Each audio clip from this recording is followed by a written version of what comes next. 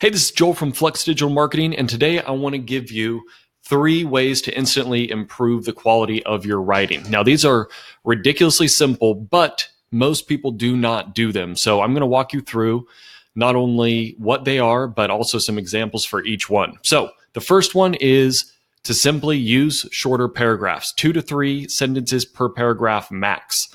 All right. Now, this actually applies to everything from email to articles, marketing emails, personal emails, reports. There's no reason for huge chunks of text. The goal should be to have one main point per paragraph, or you might even have that split up into different paragraphs, but you should never have more than 1 point per paragraph. It's the same with slides in a keynote. So one way you can do that is use the scan test. So whenever you finish writing, make sure that you just go back through it and see if you have no more than 2 to 3 sentences per paragraph and it's in short chunks. If it is, if you do see big chunks of text, split those up where there's a break in the writing. So here's an example of ours. You can see ridiculously short. In most cases, there's only 1 sentence. And you can see super easy. I can easily scan it.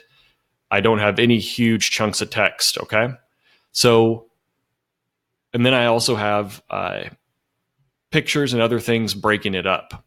So here's an example of what you don't want.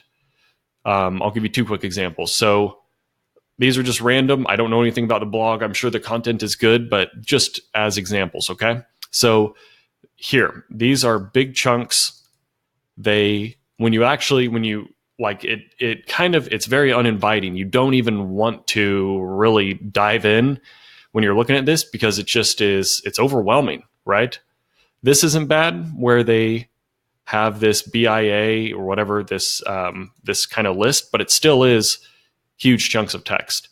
Here's another one from McKinsey. They start with a big paragraph. You should always start with a short sentence to get people's momentum built up when they start reading. And this is just tons of text, just not necessary. All right.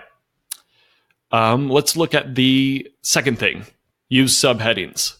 You can also see in here, they really don't have anything breaking it up. Now, a subheading lets the reader know what's coming up, and it keeps your content organized. Remember, people don't read the same way that on the computer that they do in a book. They are all over the place. You're competing for their attention with all the other tabs they have up. You want to make it as easy as possible for them to consume your content. Subheadings act as signposts that keep people interested in the direction of the article. It's like, hey, here's what I read. Here's what I'm about to read. I can stay very organized if I'm all over the place, right? So these subheadings, so here is one. This is a good one. What makes successful, this is not a good subheading. It's very vague and doesn't really have anything. Here's one of the things, going back here. So I actually put a table of contents in mine, and these are all our subheadings.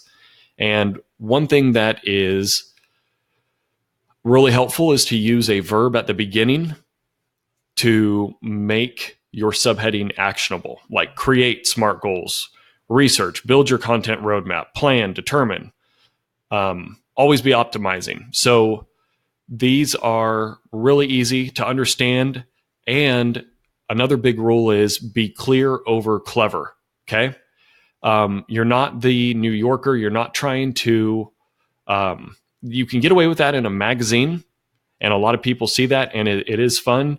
But if you're not clear, the value is not in it for the reader, and you really aren't giving them a reason to continue reading, okay? Another popular, huge blog, Copy Blogger, they do a great job of this as well. Notice the short paragraphs, right? And then these subheadings, creating an environment, getting to know, these are, it's a great structure in the content, okay?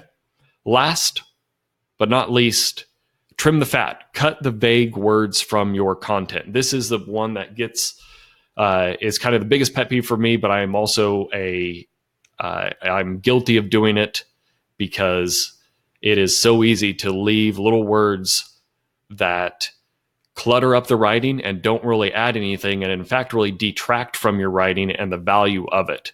So there's just lots of words that we don't need to say that really confuses readers.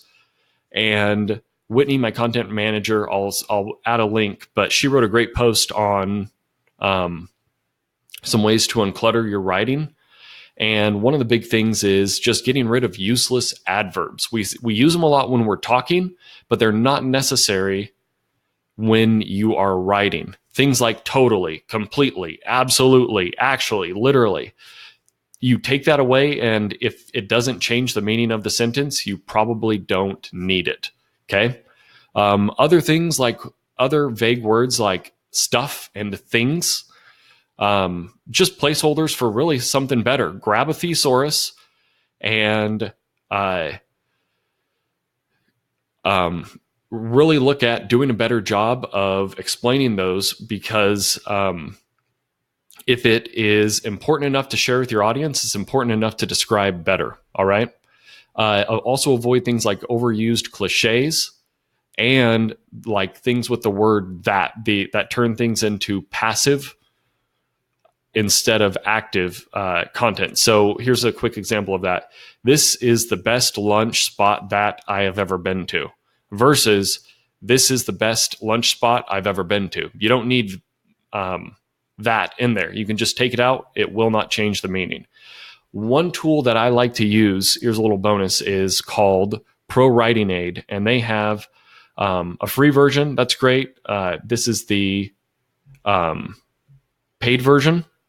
And one thing that you can do with this is you can actually find the vague and abstract words here. And you see where they start using passive language when they could be using active language. So you can scroll over this and it says you can improve the readability. That's another great one to look for. So instead of saying the reality is that online, you could just say online reviews are important to shoppers. This is just a random article I grabbed. And you can see, like, if they were inadequately treated, there's another opportunity. Lots of different opportunities. So that's it.